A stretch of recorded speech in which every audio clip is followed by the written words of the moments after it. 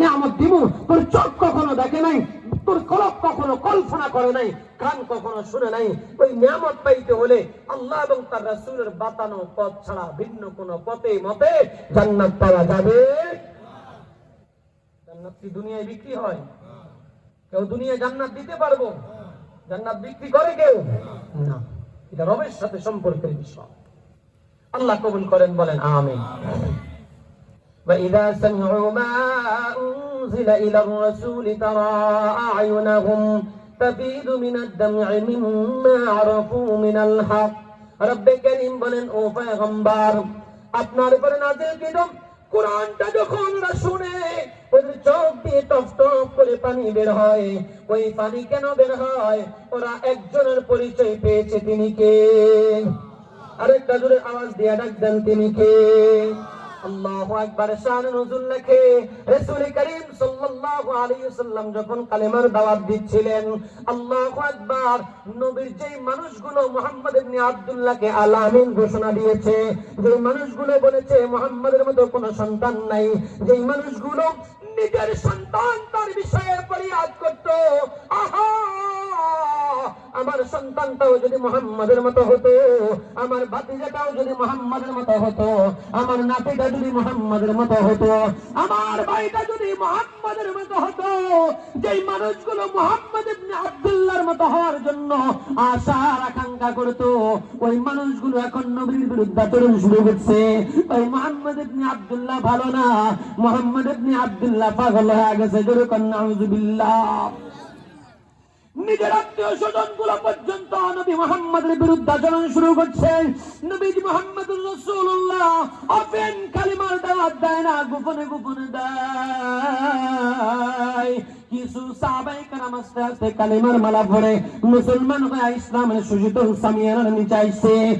ইহুদি খ্রিস্টানরা, আবু জেহেল, উতবা, শাইবারা ওই মানুষগুলোকে নির্যাতনের নিষ্পেষণের মধ্যে দিয়া অত্যাচারের স্টিমুলার চালায়া ওই মানুষগুলোকে মারে, তোমার বাড়ি ঘর পর্যন্ত ঘুরিয়ে দেয়, ধ্বংস করে দেয়। ওই মানুষগুলো আসিয়া নবী মুহাম্মদ ইবনে আব্দুল্লাহর কাছে আইসা বলে, পয়গম্বর, বাড়িতে ঘরে থাকতে পারি না, আমাদের উপর অত্যাচারী স্টিমুলার চালায়া দিছে আপনার দল করার কারণে, আপনার ইসলামের দাওয়াত দেওয়ার কারণে, আপনার সপক্ষে কথা বলার কারণে। এখন কেমনে কি করব?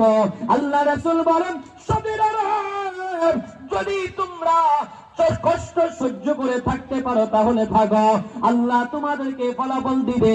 আর যদি সহ্য করে না পারো তাহলে পার্শ্ববর্তী কোন রাষ্ট্রে তোমরা সফরে চলে যাও, আত্মগোপনে চলে যাও, হিজরত করে চলে যাও। কোন একদিন যদি ইসলামের সুসময় আসে, খবর পাও, তাহলে তোমরা এই মক্কা মদিনায় ফিরে আসিও। আল্লাহু আকবার। হযরত জাফর রাদিয়াল্লাহু তাআলা আনহুর নেতৃত্বে প্রায় 20 জনের একটা কাফেলা আবিসিনিয়ায় হিজরত করে চলে গেছে। আবিসিনিয়ার বাচ্চা ছিল নাজ্জাশী, নাজ্জাশীর কাছে যায় আশ্রয় নিয়া ওই দেশের মধ্যে বসবাস শুরু করেছে।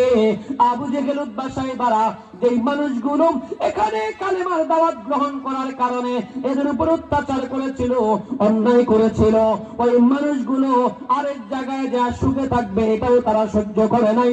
আবিসিনিয়ায় আবু জেহেলের পক্ষ থেকে একটা প্রতিনিধি টিম গেছে।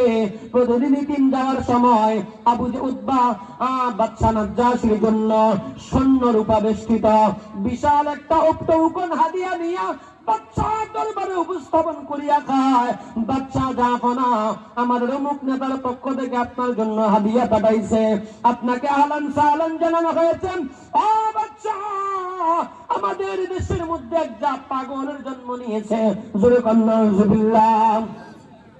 নাম তার মুহাম্মদ ইবনে আব্দুল্লাহ। মানুষদেরকে ভুলভাল বুঝায়, কি এক খোদার দাওয়াত দেয়। এই তার কথায় আসর হইয়া, কথার মধ্যে একটা জাদু আছে, তার মনে হয় সে জাদু বিদ্যাও জানে।